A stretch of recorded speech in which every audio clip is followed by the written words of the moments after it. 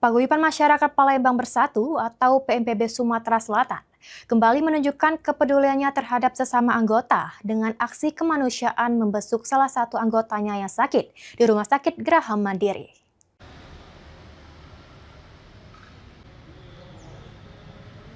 Sebagai bentuk solidaritas dan rasa kekeluargaan, jajaran PMPB Sumsel yang terdiri dari Bidang Humas, Bendahara, Rescue, Sri Kandi, dan Satgas PMPB Sumatera Selatan mendatangi Rumah Sakit Geraham Mandiri, Palembang.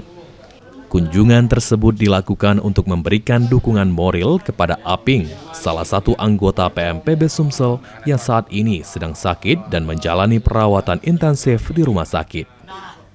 Kehadiran para pengurus dan anggota PMPB Sumsel menjadi bukti nyata bahwa nilai kebersamaan dan kepedulian terus dijaga di lingkungan organisasi.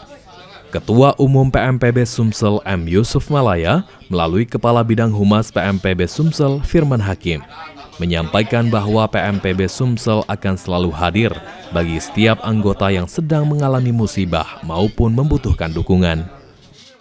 Sore masuk di rumah sakit ini dan kita langsung tindak lanjut sebagai rasa empati dari Ketua kita PMPB Bapak Yusuf Malaya memberikan rasa empati dengan memberikan uang tali kasih untuk saudara kita Pipin. Semoga lekas sembuh dan kembali beraktivitas melanjutkan cita-cita luhur dari PMPB untuk masyarakat Kota Palembang.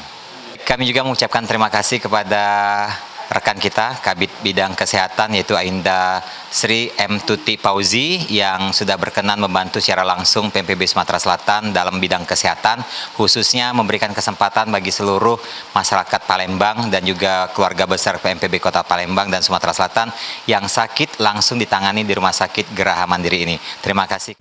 Aksi kepedulian ini sekaligus menjadi cerminan kuatnya semangat persaudaraan di tubuh PMPB Sumsel. Tidak hanya aktif dalam kegiatan sosial dan kemasyarakatan, PMPB Sumsel juga terus berupaya hadir di tengah anggotanya yang sedang menghadapi ujian kehidupan. Muhammad Fikri, PAL TV.